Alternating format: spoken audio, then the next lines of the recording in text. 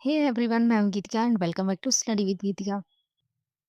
यार देखो, मुझे समझ में नहीं आ रहा मैं क्या-क्या पढ़ूँ। देखो, मेरा एग्ज़ाम है 30 तारीख को केवीएस का, जैसा आपको पता है। फिर मेरे बीएड के मिड टर्म आ गए, वो 1 तारीख से हैं। अब मैं यहाँ से 29 को निकलूँगी। मैंने कहा देखो, स्ट्रगल नहीं करना है। अगर मैं सुबह 30 को जाती हूँ, सुबह-सुबह उठ के फिर 1 घंटा रेस्ट करूँगी, फिर डायरेक्ट एग्ज़ाम सेंटर पे। और एग्ज़ाम सेंटर 15 किलोमीटर है, जहाँ मैं रुकूँगी वहाँ से, मीन्स अमीनाबाद से। तो मैं नहीं चाहती कि मेरा एग्ज़ाम के दिन स्ट्रगल हो। तो मैं 29 को जाऊँगी, वहाँ पे आराम करूँगी, फिर नेक्स्ट डे अपना खा पी के आराम से एग्ज़ाम देने जाऊँगी चिल होके। फिर वापस आऊँगी अपने रूम, वहीं जहाँ रुकना है मुझे वहाँ रुकूँगी। नेक्स्ट डे सुबह-सुबह वहाँ से निकलूँगी। अब मैं वहाँ सुबह-सुबह निकलूँगी, फिर मेरा नेक्स्ट डे मिड टर्म है बीएड का। मैंने उसका कुछ भी नहीं पढ़ा है। मुझे ये भी नहीं पता है कि उसमें कैसे क्वेश्चन्स आएँगे या क्या आएगा।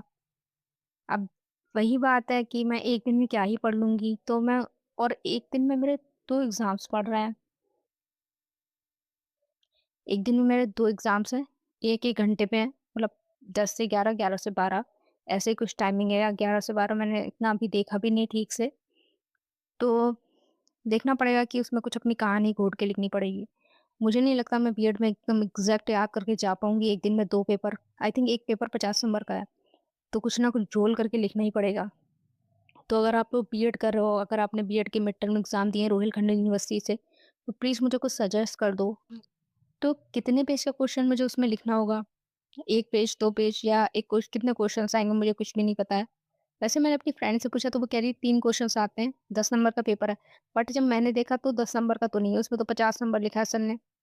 अरे मुझे नहीं पता है क्या होगा, कैसे करूँगी, बस करना तो पड़ेगा क्योंकि कहानी बना के लिखनी पड़ेगी कुछ ना कुछ।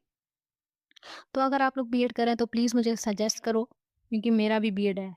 और मेंस नहीं है, अभी मेंस होंगे तो उसमें तीर मार ही लूँगी, उसमें तो मुझे कोई डर ही नहीं है, तो पढ़ना ही पड़ेगा। बट ये मिड टर्म है, कॉलेज वाले नंबर देंगे, तो ऐसा भी नहीं है कि मुझे फ़ेल कर देंगे। देखो, अगर मैं कुछ लिखती हूँ तो मुझे मुझे पता है वो डेफ़िनेटली मुझे फ़ेल नहीं कर सकते।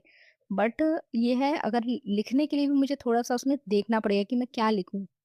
तो सच कहूँ तो मुझे काफ़ी टेंशन हो रही थी कि इतने सारे एग्ज़ाम एक साथ पड़ गए। एक तो 22 मार्च को ईएमआरएस का था, 29 को केवीएस का आ गया, फिर 1 अप्रैल से मेरा बीएड का मिड टर्म आ जाएगा। वो भी 1 दिन में 2 एग्ज़ाम हैं, 1-1 घंटे में। अब कुछ ना कुछ तो जुगाड़ फिर करनी पड़ेगी। मैं कुछ नहीं कर सकती ऐसे में, मैं क्या करूँगी वहाँ? अगर आप लोग बीएड कर रहे हो तो प्लीज़ मुझे सजेस्ट कर दो थोड़ा-सा, रोहिलखंड यूनिवर्सिटी से, क्योंकि हर यूनिवर्सिटी का पैटर्न अलग होता है। जैसे कानपुर यूनिवर्सिटी में सेमेस्टर वाइज़ होता है, वहीं वैसे हमारा जो रोहिलखंड यूनिवर्सिटी है, उसमें हमारा ईयर वाइज़ है। मतलब एक जैसे होता है ना कि 1 ईयर कंप्लीट, वैसे उसमें 1 ईयर में 2 सेमेस्टर होते हैं कानपुर यूनिवर्सिटी में। और कानपुर यूनिवर्सिटी में मैंने सुना है कि इसमें ऑब्जेक्टिव क्वेश्चंस भी आते हैं। बट हमारे यहाँ ऐसा कुछ नहीं है, हमारे यहाँ बस लिखो, लिखो, लिखते जाओ एंड पास हो जाओ, ऐसी स्कीम होती है। तो अभी मुझे देखो बहुत काम है। ऐसा नहीं है कि मेरा ईएमआरएस हो गया, केवीएस हो गया तो मैं फ्री हो गई। मिड टर्म के बाद मुझे सारे प्रोजेक्ट बनाने हैं। अभी मैंने सिर्फ 4 बनाए हैं, 6 बाकी हैं। उसके बाद मुझे लेसन प्लान भी बनाने हैं। फिर मुझे चार्ट बनाना है साइंस का। उसके बाद मुझे बीएड के मेन एग्ज़ाम्स देने हैं, जो आई थिंक मई में हो जाएँगे। मई के स्टार्टिंग में ही हो जाएँगे, मुझे ऐसा लग रहा है।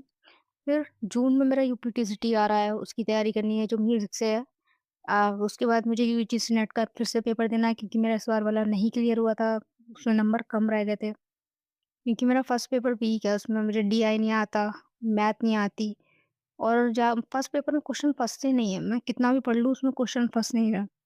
तो कुछ कह नहीं सकते, देखते हैं क्या होता है। ख़ैर, अगर आप लोग बीएड कर रहे हैं तो मुझे सजेशन ज़रूर देना। बाकी अगर आपको म्यूज़िक का पूछना हो तो आप मुझसे पूछ लेना। एंड मैं ना सच कहूँ तो इधर न्यू हूँ एकदम, क्योंकि मैंने साइंस ही बहुत दिन से, काफ़ी दिन से नहीं पढ़ी है। ऐसा भी नहीं कि साइंस मेरा सब्जेक्ट रहा है बीएससी में, तो मैं उसमें एकदम धुरंधर थी, ऐसा कुछ नहीं है। अब मैंने इतने दिन से छोड़ दिए तो मुझे और नहीं आ रही है, तो मुझे उसको रटना पड़ रहा है। म्यूज़िक मुझे इतना अच्छा लगता है कि उसको पढ़ो, समझो और आपको आ जाता है। बट वही साइंस ये सब मुझे बहुत ट्रिकी लग रहा है। तो मैं उसमें कुछ कह नहीं सकती, मैं क्या ही लिखूँगी। ऐसा ही मतलब यही करूँगी, वहाँ न्यू क्वेश्चन्स, मतलब जो न्यू क्वेश्चन्स है, आई मीन क्वेश्चन्स के न्यू आंसर्स इन्वेंट करके आना पड़ेगा, अपना कुछ न्यू इन्वेंशन करनी पड़ेगी आंसर्स की। ऐसे काम नहीं चलेगा। तो ख़ैर, सजेस्ट ज़रूर करना। एंड चलो मिलते हैं नेक्स्ट वीडियो में। और अगर चैनल पे नया हो तो प्लीज़ सब्सक्राइब करके जाना। Like, share, comment, wait for next update.